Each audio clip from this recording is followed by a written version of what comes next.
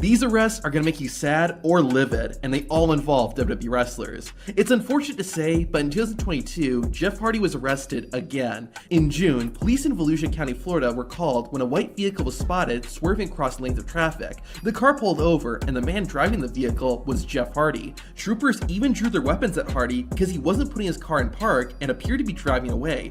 Finally, after a tense moment, the charismatic enigma was able to stop the vehicle. The trooper then escorted Jeff away from the car, and we saw the condition Jeff Hardy was in. It didn't take too long for people passing by to notice him either, as a random person gave the former WWE champion a fist bump.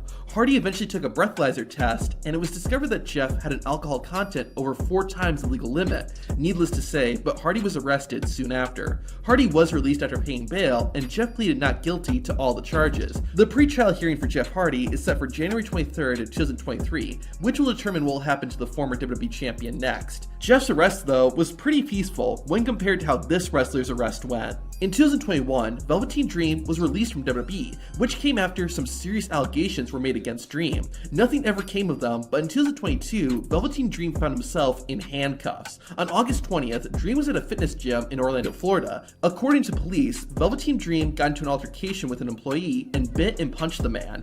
Velveteen Dream was released. He was charged with battery and trespassing, but the charges ended up getting dropped because the alleged victim said he did not wish to prosecute. The crazy part is that 6 days after being arrested, Velveteen Dream was arrested again. This time, the charges were possessing drug paraphernalia. This next story is really sad, as it resulted in someone losing their life.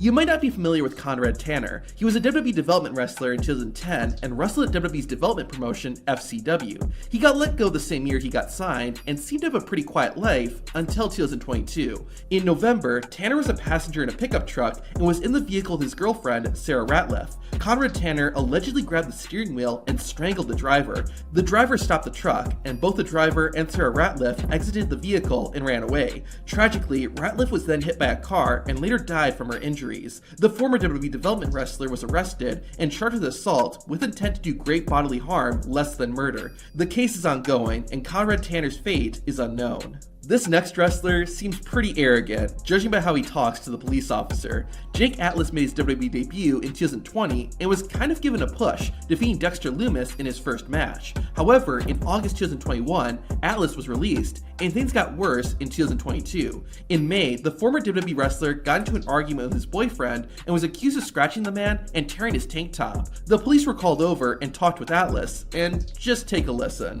Can you just kind of run me through what happened? Sure. So I can understand why he called the cops. He probably feels insecure, or he feels that I'm going to attack him. I am an international trained superstar. Okay. I have worked across the country, across the world with my name. He's a nobody. Okay. The guy that called the cops on you. I'm Mexican, and I will do what I need to do to protect myself from you. Because I'm Mexican, I'm and no threat. You're not a threat to me. I'm not a threat to you. I'm not going to let you use your white power against me. The officer kept trying to get Atlas' side of the story, but he never really did. In the end, the wrestler was arrested, but about a month later, the charges were dropped due to the case not being suitable for prosecution.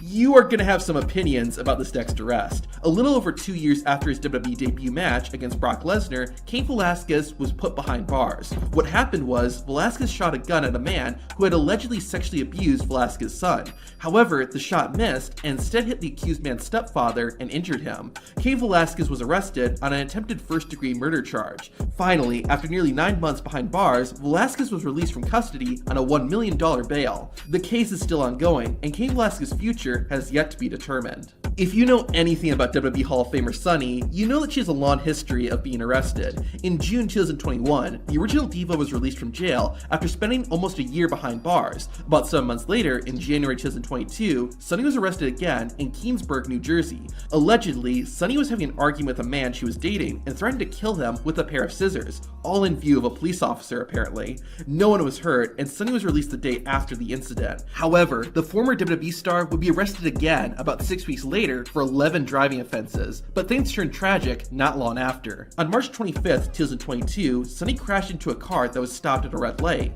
The crash injured Sonny and killed the driver of the other vehicle, a 75-year-old man. It was later discovered that Sonny's blood alcohol content was 3.5 times above the legal limit, and she was arrested. Despite the seriousness of the situation, Sonny was released from jail after posting a bond of almost $250,000. However, 6 days after being a free woman, the judge deemed Sonny a danger to the community and revoked her bond. Sonny is currently sitting in a jail cell and is awaiting her trial. If the WWE Hall of Famer is convicted, she faces 26 years in prison. So much happened in WWE in 2021, and to see it all, hit the playlist on screen.